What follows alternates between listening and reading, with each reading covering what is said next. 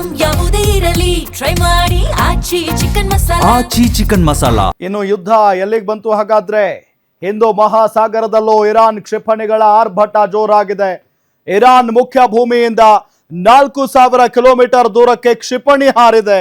Hindu ಮಹಾಸಾಗರದ Diego Garcia ನೆಲೆ ಮೇಲೆ ದಾಳಿಯಾಗಿರೋದು.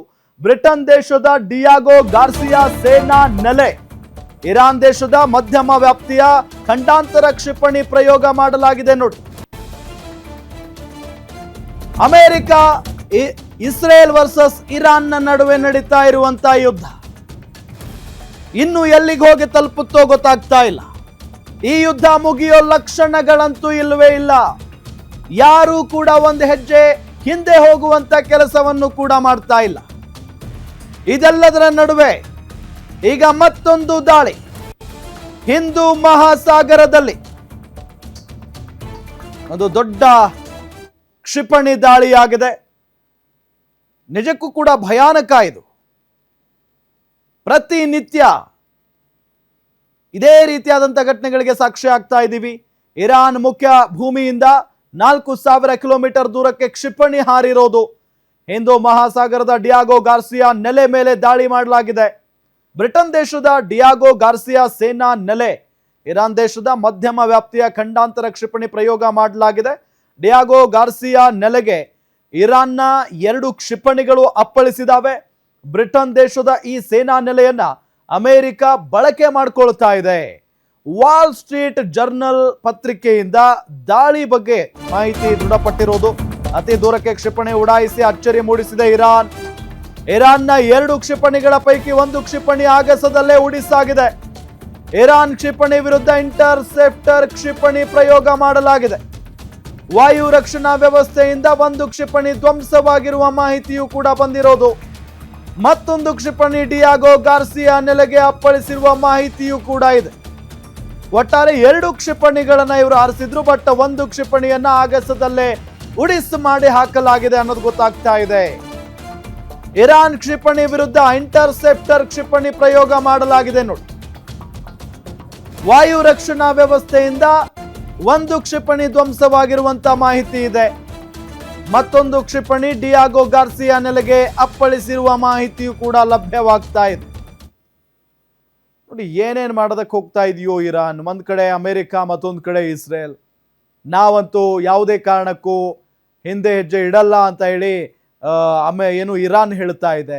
So ಇದೆಲ್ಲದರ ನಡುವೆ ಬಹಳ ಸಂಕಷ್ಟಕ್ಕೊಳಗಾಗ್ತಾ ಇರೋದು ಅಕ್ಕಪಕ್ಕದ ರಾಷ್ಟ್ರಗಳು ಕೂಡ. ಇದೇ ವಿಚಾರಕ್ಕೆ ಸಂಬಂಧಪಟ್ಟಂತೆ ಡೀಟೇಲ್ಸ್ ಕೊಡ್ತಾರೆ ನಮ್ಮ ಡಿಜಿಟಲ್ ಎಡಿಟರ್ ದಿಲೀಪ್ ಸಂಪರ್ಕದಲ್ಲಿದ್ದಾರೆ. ದಿಲೀಪ್, ನಿಜಕ್ಕೂ ಕೂಡ ಆತಂಕಕಾರಿ ಬೆಳವಣಿಗೆ ಇದು. ಜೊತೆಗೆ ಯಾವಾಗ ಈ ಒಂದು ಪ್ರಯೋಗಕ್ಕೆ ಮುಂದಾಯಿತು ಇರಾನ್, ಡೀಟೇಲ್ಸ್ ಕೊಡ್ತಾ ಹೋಗೋದಾದ್ರೆ?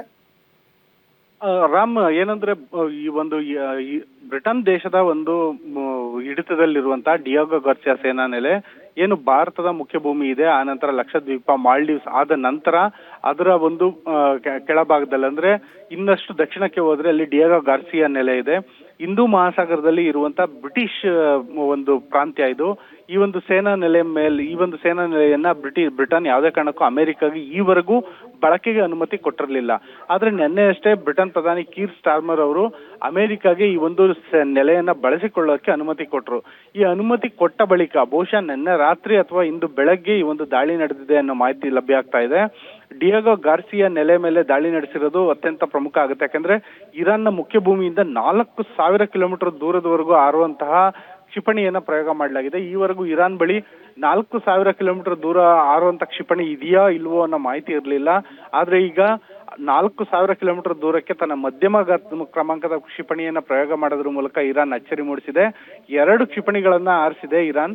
ಈ 2 ಕ್ಷಿಪಣಿಗಳ ಪೈಕಿ 1 ಕ್ಷಿಪಣಿ ಒಂದು ಡಿಯಾಗೋ ಗಾರ್ಸಿಯಾ ನೆಲೆಗೆ ಅಪ್ಪಳಿಸಿದೆ. ಮತ್ತೊಂದು ಕ್ಷಿಪಣಿ ಆಗಸದಲ್ಲೇ ಉಡಿಸ್ ಮಾಡಲಾಗಿದೆ. ಅದನ್ನ ವಾಯು ರಕ್ಷಣಾ ವ್ಯವಸ್ಥೆಯನ್ನು SM-3 ಇಂಟರ್ಸೆಪ್ಟರ್ ಮಿಸೈಲ್ ಬಳಸಿ ಅದನ್ನ ಉಡಿಸ್ ಮಾಡಲಾಗಿದೆ ಅನ್ನೋ ಮಾಹಿತಿ ಲಭ್ಯ ಆಗ್ತಾ ಇದೆ. ಆದ್ರೆ ಇಲ್ಲಿ ಒಂದು ಪ್ರಮುಖವಾಗಿ ಇನ್ನೊಂದು ಮಾಹಿತಿ ಏನಂದ್ರೆ 2 ಕ್ಷಿಪಣಿಗಳ ಪೈಕಿ 1 ಕ್ಷಿಪಣಿಯನ್ನು ಅಪ್ಪಳಿಸಿದೆ ಡಿಯಾಗೋ ಗಾರ್ಸಿಯಾ ನೆಲೆಗೆ ಅಂತ ಹೇಳಲಾಗ್ತಿದೆ. ಅದರಿಂದ ಯಾವ ರೀತಿ ಹಾನಿ ಸಂಭವಿಸಿದೆ ಅನ್ನೋದ್ರ ಮಾಹಿತಿ ಇದುವರೆಗೂ ಇನ್ನೂ ಲಭ್ಯ ಆಗಿಲ್ಲ. ಆದ್ರೆ ಯಾವಾಗ ಬ್ರಿಟನ್ ಪ್ರಧಾನಿ ಕೀರ್ ಸ್ಟಾರ್ಮರ್ ಅವರು ಅಮೆರಿಕಾಗೆ ಈ ಒಂದು ಮಿಲಿಟರಿ ಬೇಸ್ ನ ಬಳಸ್ಕೊಳಕ್ ಅನುಮತಿ ನೀಡಿದ್ರು, ಅನುಮತಿ ನೀಡಿದ ತಕ್ಷಣ ಈ ಒಂದು ಇರಾನ್ನ ಕ್ಷಿಪಣಿ ಯಾರು ಬಂದಿರೋದು ನಿಜಕ್ಕೂ ಅಮೆರಿಕಾಗ್ ಮಾತ್ರ ಅಲ್ಲ ಇಡೀ ವಿಶ್ವಕ್ಕೆ ಅಚ್ಚರಿ ಮೂಡಿಸಿರುವಂತದ್ದು. ಮತ್ತೆ ಭಾರತದ ಮುಖ್ಯ ಭೂಮಿಯನ್ನ ದಾಟಿ ಮಾಲ್ಡೀವ್ಸ್ಗಿಂತ ಇನ್ನೂ ಕೆಳಭಾಗದಲ್ಲಿರುವಂತಹ ಈ ಒಂದು ಡಿಯಾಗೋ ಗಾರ್ಸಿಯಾ ನೆಲೆ ಮೇಲೆ ನಡೆದಿರುವಂತಹ ಈ ದಾಳಿ ಇದೆಯಲ್ಲ, ಇದು ಇಡೀ ವಿಶ್ವವನ್ನ ಅಚ್ಚರಿಗೆ ತಳ್ಳಿದೆ ರಾಮ್. ಓಕೆ ಥ್ಯಾಂಕ್ ಯು ತಮ್ಮೆಲ್ಲ ಮಾಹಿತಿಗಾಗಿ.